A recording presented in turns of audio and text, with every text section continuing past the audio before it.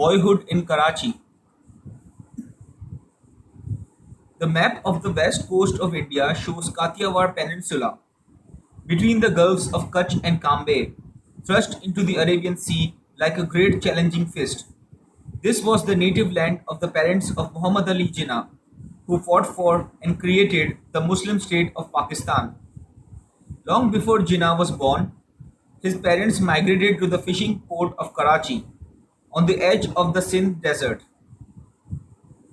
It was then a small town of some 50,000 people. The dust from the desert came down on them in hot clouds. It invaded their food, their clothes, and their lungs. On one side was the parched earth, pleading for water. To the west was the sea, from which they made their living. Today, Karachi is the throbbing capital of the biggest Muslim country in the world. Refugees, officials, and businessmen have swelled the population to 1.25 million.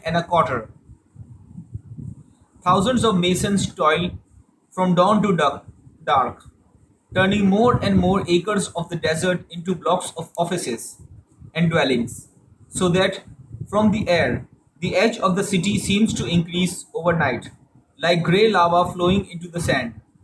Wonder boats still come into the harbor from coastal ports, their huge sails bowing amiably over the smooth blue water. But there are also the big ships of international commerce, from Liverpool, Tokyo, and the Baltic. And there are destroyers, tossing the foam from their bows as they steam in from torpedo practice. Busy, proud ships of the youngest navy in the world. In the heart of the bustling new city is Old Karachi, the town of mellow houses that Jinnah knew as a boy. Some of the streets are so narrow and the houses so low that the camels ambling past can look in the first floor windows.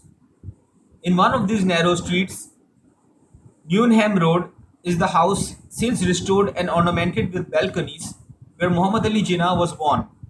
The date is uncertain. In the register of his first school in Karachi, the day is recorded as 20 October 1875. But Jinnah always said that he had been born on Christmas Day in 1876. If the 1876 date is correct, he was 7 days old when Queen Victoria was proclaimed Kaisar-e-Hind on the plain of Delhi. He was born in the year that Imperial India was created, and he lived to negotiate with Queen Victoria's great grandson for its partition and deliverance from British rule. In one of the tenement houses in Old Karachi, there lives Fatima Bai, a handsome old woman, aged 86, one of the few persons alive who can remember Muhammad Ali Jinnah when he was a boy. She was a bride of 16, married to one of Jinnah's cousins. When she arrived in the family home in Karachi, the year was 1884. Jinnah was then 7 years old. Fatima Bai lives with her son, Muhammad Ali Ganji, in rooms at the top of a flight of bare stone stairs. I went there one evening and she received me in her own room, in which there were her bed, an immense rocking chair, and a wardrobe where, among the bundles of clothes, the few existing documents the family archives were kept. Muhammad Ali Ganji spread the papers on the bed beside his mother and then gave me the bones of the early story.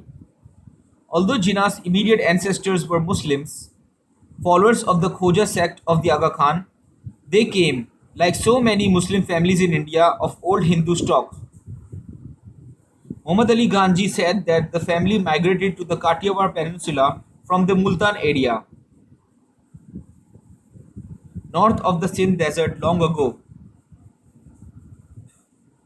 From Kathiawar, they moved to Karachi, where they settled and prospered in a modest way.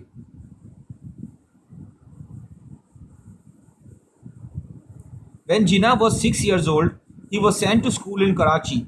When he was 10, he went on a ship to Bombay, where he attended the Gokul Das Tej Primary School for 1 year. He was 11 when he returned to Karachi, to the Sindh Madrasa High School, and he was 15 when he went to the Christian Missionary Society High School, also in Karachi. Muhammad Ali Ganji said, in the same year that he was at the mission school, he was married by his parents, as was the custom of the country, to Amabai, a Khoja girl from Kathiawar. In 1892, he went to England to study law, and while he was there, his young wife died. Soon afterwards, his mother died, and his father became very poor. Fatma Bai raised her hand and interrupted her son. She said, he was a good boy, a clever boy. We lived, eight of us, in two rooms on the first floor of the house in Newhand Road. At night, when the children were sleeping, he would stand a sheet of cardboard against the oil lamp to shield the eyes of the children from the light. Then he would read and read. One night I went to him and said, you will make yourself ill from so much study. And he answered, Bhai, you know I cannot achieve anything in life unless I work hard. As Fatma Bai finished her story, an old man appeared at the door, a smiling old Muslim with tousled snow white hair. His name was Nanji Jafar. He came in, sat in the rocking chair, and said that, as far as he knew, he was in his 80s. Though he had been at school with Jinnah, all he could recall was, I played marbles with him in the street. When I asked, can you remember anything that he said to you? He looked from beneath his thick white brows and repeated, I played marbles with him in the street. I asked him to close his eyes and to see once more the colored glass marbles in the dust. Nanji Jafar closed his eyes and dug deeper into his memory. Then he told his only anecdote of Jinnah's boyhood. One morning, when Nanji Jafar was playing in the street, Jinnah, then aged about 14, came up to him and said, don't play marbles in the dust. It spoils your clothes and dirties your hands. We must stand up and play cricket. The boys in Newhand Road were obedient. They gave up playing marbles and allowed Jinnah to lead them from the dusty street to a bright field where he brought his bat and stumps for them to use. When he sailed for England at the age of 16, he gave Nanji Jafar his bat and said, you will go on teaching the boys to play cricket while I am away. All Jinnah's story is in the boyhood dictum, stand up from the dust so that your clothes are unspoiled and your hands clean for the tasks that fall to them. The chief peril in writing about Muhammad Ali Jinnah lies in the spurious anecdotes that are already confusing the facts of his story. Sorting these facts from the legends is not easy. In her appreciation of Jinnah, written in 1917, Mrs. Naidu described him as the eldest son of a rich merchant, reared in careless affluence. This picture is false. As Fatma Bai said, the family lived in two rooms of a house set among the bedlamps of rickshaws and camel carts. Jinnah's father was a hide merchant, a lean man named Jinnah Punja. His wife, who bore him seven children, is never more than a vague shadow in the story. Her eldest child was Muhammad Ali, the boy who grew up and made a forlorn, scattered multitude into a nation. Then came Rahmat, Maryam, Ahmad Ali, Shireen, Fatima, and Bande Ali, all of whom remained obscure, except Fatima, who qualified as a dentist and who in later years became her brother's close and devoted companion. Pakistanis sometimes enjoy the delights of gossip more than the science of history, and they are already weaving legends about Jinnah's name. There is a tale repeated in the Pakistani magazines of an astrologer who stopped Jinnah one day in the street when he was still a schoolboy. The astrologer practiced a little abracadabra and told him that there were signs that he would grow up to be a king.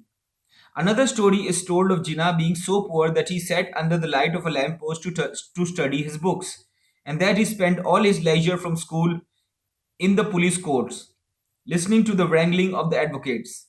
There is no proof of this. In later life, he referred to only one boyhood visit to a law court with his father. When he saw his first advocate in gown and bands, he said, I want to be a barrister. Little is known of these early years. Jinnah was neither a letter writer nor a diarist, nor did he care to reminisce about the past. But it is certain that he was neither Mrs. Naidu's eldest son of a rich merchant, reared in careless affluence, nor a poor boy reading beneath a street lamp. The truth lies in between.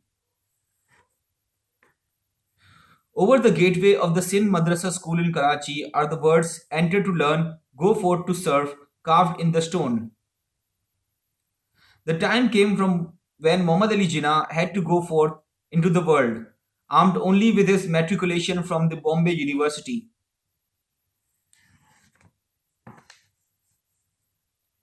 gained at the mission school, and his determination to stand up from the dust. In his earliest photograph, he appears as a lean boy with high cheekbones and heavy lips that suggest a seriousness.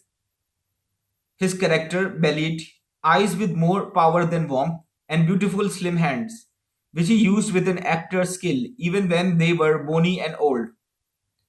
There are no letters and only one remembered phrase to make the boy of almost 16 more real. The one curious phrase persists in almost every piece of writing that recalls Jinnah's early years. He is described as that tall, thin boy in a funny long yellow coat. At the time when Jinnah finished his schooling, there was an Englishman, Frederick Lee Croft, working as an exchange broker in Bombay and Karachi. He was heir to a baronetcy, a 32-year-old bachelor, described by a king's woman who remembers him as something of a dandy with a freshly picked carnation in his buttonhole each morning. A recluse and a wit, uncomfortable in the presence of children whom he did not like. But he liked Muhammad Ali Jinnah and was impressed by his talents. Frederick Lee Croft ultimately persuaded Jinnah Punja to send his son to London to learn the practice of the law. Muhammad Ali Jinnah was not yet 16 when he sailed across the Arabian Sea towards the Western world, which was to influence his mind, his ambition, and his states, which was to imbue him with an Englishness of manner and behavior that endured to his death.